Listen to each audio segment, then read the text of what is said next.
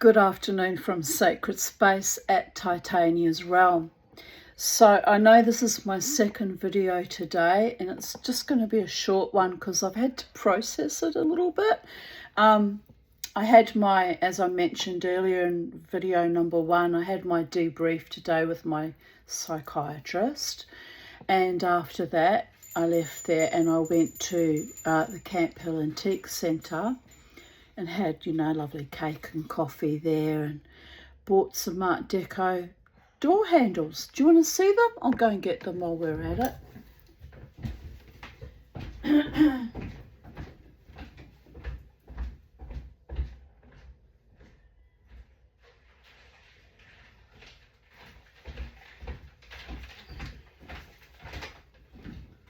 Because I was out in the garden when I was describing it earlier in video number 1 today.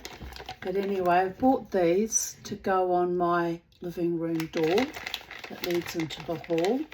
So I think it'll look quite charming. Could perhaps put them on my bedroom door too. I'll have to decide. I did buy them with the living room in mind. There was another set still there, still available at the Camp Hill Antique Centre. So I guess I could just go back and buy another one if I really get excited about it, people of Earth. But, I've got to be cautious with how I spend my money, of course. But I've been wanting to replace that door handles for 23 years. Ever since I realised they'd ripped all the original Art Deco door handles off. The only thing with these is they have a lock, so they were probably meant for front door and kind of a hole up there. But what I'm thinking is glue those lovely crystals in the hole, and I just hope I can get the door handles to work so I can turn it properly. I'm not sure. Might have a bit of a struggle getting it to work, but I'll cross that bridge when we come to it. But anyway, what I left out talking about in video number 1, which was the first 7 minutes before I started reading chapter 6, was a very unusual thing happened when I left Camp Hill Antique Centre. So they're very narrow and quiet little streets surrounding that store, which is actually, it faces on Old Cleveland Road. So I was parked in the side street. I'm not sure what the name of the street is now. I think it's Tarana Street, Tarana. Anyway, I had actually backed into the park, and I was so full of anxiety all day today. I was not in a very good mental space. So what I hadn't realised until I was walking out of the store and walking down that street, approaching my car, and I burst out laughing because it was just so insane, but, an honest enough mistake to make. I had actually reversed my car and not even been conscious that I reversed my back wheel of my car actually onto the curb. And when I saw this as I'm approaching my car, which was still a fair distance from my vehicle, there was a man, like kind of my vintage, with very long silver grey hair, and he kind of had a look about him, a bit of an ex-lover I had many years ago who had silvery grey dreadlocks, except this man's hair was long and straight. But anyway, I burst out laughing, not at him, but at how I'd parked my car. And because it was just so crazy. Why did I do that? Didn't even feel it going up on the curb. And I mean, no big deal. It's not like I had an accident or anything. So out loud, I start laughing and I go, oh, that'd be right. That's good for the bloody tyres, I said out loud. And the man just sort of stares at me. And then as I got a bit closer, I could see he wasn't in his right mind. He was just kind of like that vacant look you get sometimes with people who are, severely schizoaffective, or alternatively on heroin. There's kind of a vague, absent look, like the lights are on but nobody's home kind of thing. I'm not disparaging heroin addicts or people with mental health, but I do have some experience with it, given that I myself was on hefty psych meds for 15 years. So I know what it feels like to shuffle around and not be fully mentally present. So, like, as I say, I'm not disparaging this person in any way. But he did a very odd thing that made me even wonder, was he even a real person? It was so odd and out of left field. And my response was not particularly charitable or kind, I might add, but I just wanted to get away. I wanted to escape this high strangeness. I'm not justifying my rude behaviour. I'm just saying, as my psychiatrist would say, I'm boundaried. I'm constantly armoured and boundaried. So what he did was, he waited till I got in my car and got behind the wheel of my car, and then he sat down directly in front of my car. There would have been a space of maybe about, I don't actually know. I was actually scared to pull my car out, given that I had to turn the wheel quite hard to the right to avoid hitting him, because he just sat like to the left of my left wheel in front of my car.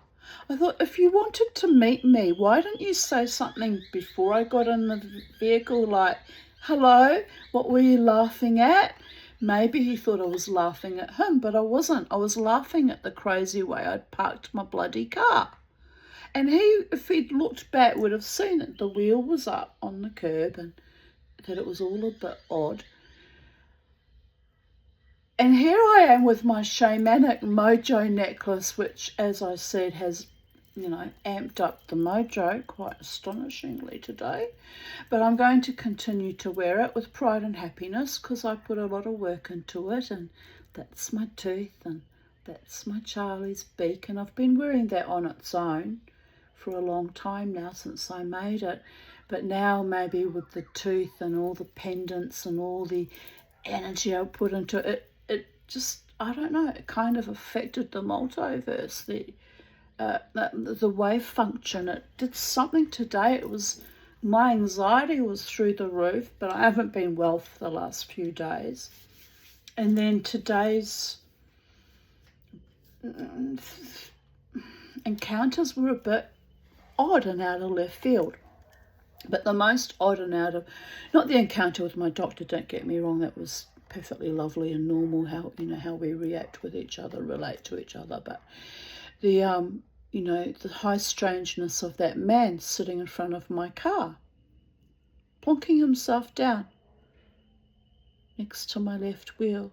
And so I start the car up, expecting him to move out of the way, and he just did this. He just faced straight ahead as if my car wasn't existing and I wasn't in it, with this stoic, determined look on his face like this. And I felt like winding my window down, saying, excuse me, I don't want to hit you, maybe you should move. But I thought, no, that's what he wants. He wants me to engage with him. And I didn't want to engage with him because it was just such odd behaviour to sit down on the curb in front of my left wheel. So I did a very assertive but also obnoxious thing. I just turned my wheel very hard to the right to ensure that I didn't hit him. And he just stayed there, sitting, observing me driving away, like this, facing straight ahead as though we were in another dimension, or we were not. And I was, quite frankly, a bit frightened, given my bad driving, that I'd backed up one wheel onto the curb. I was actually reasonably frightened that I might actually clip him one. But I didn't, because he would have yelled out, ouch, or, anyway, I would have felt some kind of bump or something. But he just stayed there. And all I could think of was this is too crazy even by my standards, and I've dealt with a lot of crazy in my day, people of Earth. Crazy ex-lovers, crazy mother, crazy ex-husband, my own craziness at times. Not that I'm crazy, but you know, when I've been dealing with high strangeness, so it's come across as a bit extraordinary. But I think that was the most maddest thing that has happened to me in decades. And I'm 61 years old, and like I said, there's been a lot of bonkers things.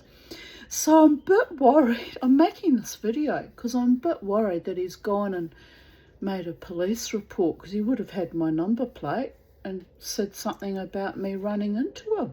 He was determined to sit right in front of my car. He plonked himself down there knowing that I was about to drive off. I just sat there and thought, this is too mad. Too mad. So I hesitated to talk about it in my first video, but I think I need to talk about it, because just in case there's some kind of nasty repercussion, like that he's not just mad but malicious, you know. I didn't hit him. I know I didn't hit him, but you can't prove that, can you? Can't prove it, because he's bonkers. He's out of his mind.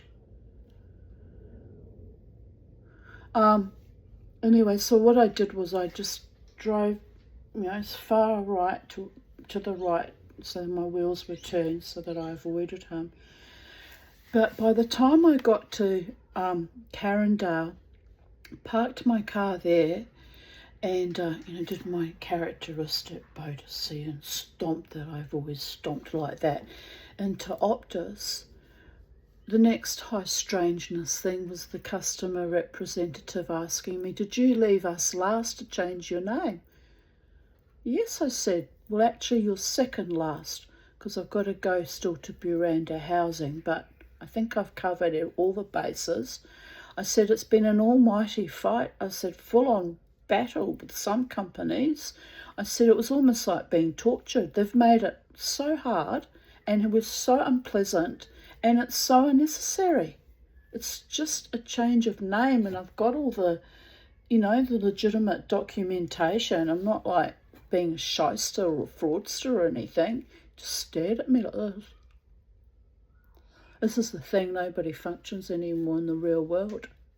I mean, the grey-haired man in Tirana Street might have been more high-functioning than most of the people that I've had to deal with when it came to changing my name. Seriously. And he was not right, was he? No one sits in front of a car that's about to be driven out. He was, I don't know what that was about. Did he want to engage with me? And if so, why didn't he just say, laugh back at me when he saw me laughing at how I've parked my car, and say, yeah, that's a bit shoddy driving, lady. Like, how's your day? You doing well today? And I would have gone, actually, no, I'm a wreck. We're both wrecks together. He might have been the one. He might have been my man. Sorry, I can't help laughing about that. Me hoping to find my man, and all these really extraordinary and almost supernatural things happening lately it's been a bit odd. High strangeness, oddities. Anyway, I've made this video to tell you, YouTube audience, all about it. It won't protect me if he lies and said I hit him, though, because it's his word against mine. But I know I didn't hit him with my vehicle. But I've never had anyone sit down in front of my car when I'm about to pull out so calmly and serenely and just stare into the... He was like, I'm facing on, like I'm facing you, and he sat down. He was just facing, you know, to the right of me into the distance, as if it was the most normal thing in the world. It was almost like fairy mischief, wasn't it? There was something very ethereal and fey about it. It really was. I'd say that without a word of a lie. It was very trickster spirit and fairy. And honestly, it did not help that he looked a lot like Dave Charles.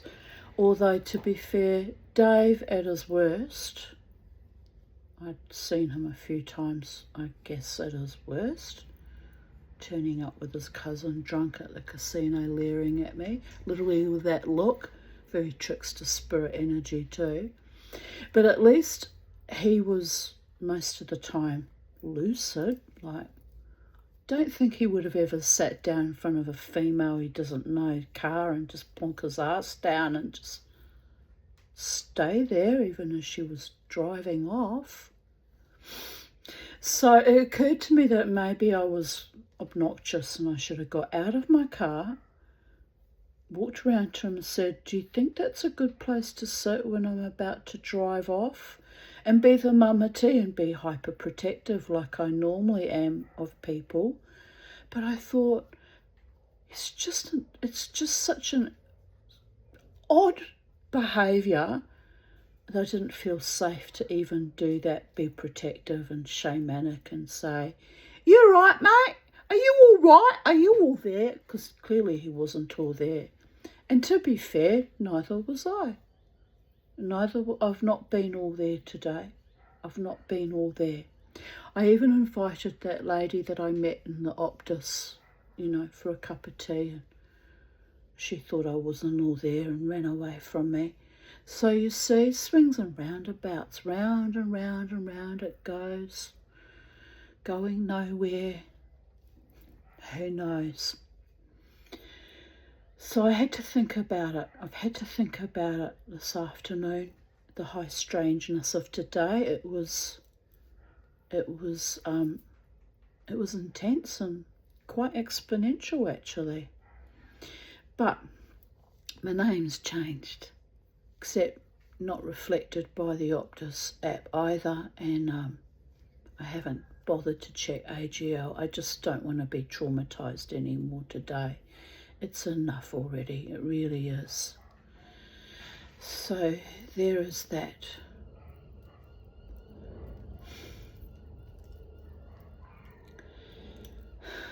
I'm sighing because my neighbour down the road that used to be friendly to me split up with his girlfriend, and now he doesn't talk to me as if it's somehow my fault. So he's just rushed off, but it's okay because I'm making a video and I couldn't have stopped to talk to him anyway. But it's a sigh of disappointment because I actually liked that young couple. I really did like them. Well, I still like them. I don't have any beef with them. More high strangeness. But people do that. They split up and then they act weird with their acquaintances and their friends, and it's unnecessary. Truly is unnecessary. I've got half a mind to go and walk up after him and say, what's going on? But you know what? Sometimes, like driving off from a weird homeless man who was clearly mentally unstable, it's best to not engage and buy into the bullshit, people of Earth. It's best to not engage, stay in my own little house in my own little lane and drive my own car. Hopefully I don't keep wrecking my tyres like that, because they were $560 last time, and for fuck's sake. But anyway, meanwhile, I've got door handles to screw in. I don't know if I'll do it later on this evening or tomorrow. My friend Jared former friend Jared, used to refer to me as home maintenance lady, because at night I get energised and I start fixing door handles onto things or whatever little jobs need doing around the house. So I probably will be doing that later. If not, I'll do it tomorrow. Anyway, it's Friday night. The sun is just about to go down. And although I am a shaman and an occultist and a mythologist and a lover of all things paranormal and strange and unusual, I am still a Jew. So I bid you all Shabbat Shalom. Have a peaceful, restful Sabbath Shabbat, which is from sunset Friday night till sunset on Saturday. if I get a bee in my bonnet, I won't be observing the Sabbath. I very rarely do anymore, but the gods might be crazy, but they send me unusual men plonking their tuchuses down in front of my Zoroastrian car, Mazda Ahura, with the Ein Sof number plate. So, you know, wherever I go, whether I practice my religion or not, or observe it or follow any of the traditions, the gods might be crazy, but they walk shotgun with me every day in every way. And this is partly what this necklace is symbolic of, my little relationship with the gods and obeying directives to make this and turn that tooth into a charm. I think that might have freaked out that lady I was having a cup of tea with. She didn't mention it, but she must have had a good look and realised it was my tooth. And so it's going to weird a few people out, but that's okay. It's, you know, she was kind enough to accept my invitation to have a cup of tea and shouted me the cup of tea, actually, which was very kind. And, you know, we met, and perhaps we'll meet again, and if not, it was a very interesting encounter.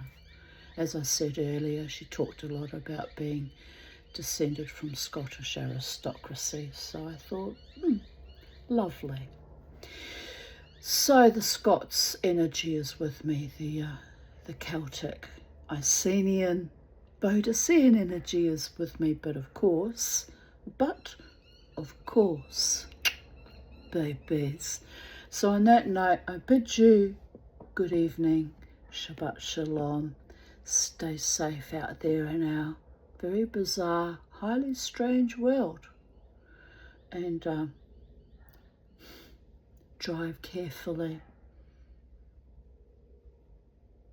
It's weird though, it crossed my mind before I go, it crossed my mind because the man that was working here removing the asbestos, complained to me about the purple people lying down in front of cars and then attacking people to hijack their car. And then basically this man today didn't lie down on the road pretending to be hurt, but he did similar by sitting right next to my left wheel. It was odd, very, very odd. So it's paralleling that message that I received from that bogan bloody asbestos contractor who was really racist, and I found that really abhorrent. But the message was about lying down in front of cars, and then someone did that today. Someone not very mentally congruent, to put it politely.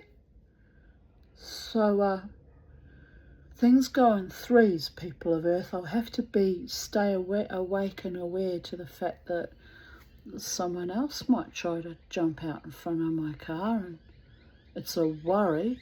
It's a worry. As I said to my psychiatrist today, in the post-COVIDian epoch, it's like people have had their frontal lobe lopped off. They're mentally not quite functioning. It's getting more and more of a worry as the days go by. Although the alleged purple people that man was referring to, he said was Sudanese. I said, oh, do you call them that because they're so black, their skin looks almost blue? Yeah, I call it purple. For fuck's sake. But they're doing that deliberately to steal cars and attack people for money. So it's like a form of being bandits, highway robbers, just like the old days. In the medieval times, they used to do things like that too. So what can I say? They wouldn't want to do it in front of me because I never have any money, people of Earth. I have just enough each fortnight to scrape by and buy a few frivolities, but not enough that it would be worth hijacking me or my car. My poor car badly needs repainting because Mazda did a shitty paint job back in 2012, so Can't afford it. What will I do? My mechanic says it's a very good, mechanically very good car. So he said, don't worry about the paints, just aesthetics. He's right about that. The main thing is that it works and gets me from A to B. As long as I don't keep backing it onto bloody curbs and wreck my tyres. I was more upset about that than anything. That's why I was laughing. It was like, what a crazy thing. What a crazy day today has been. But today is nearly over. It ends at, if you're a Jew, it ends at sunset. In real times, it ends when you go to sleep at night. But anyway, I wonder what tomorrow might bring, people of Earth. Hopefully only more and more good things. Bye for now.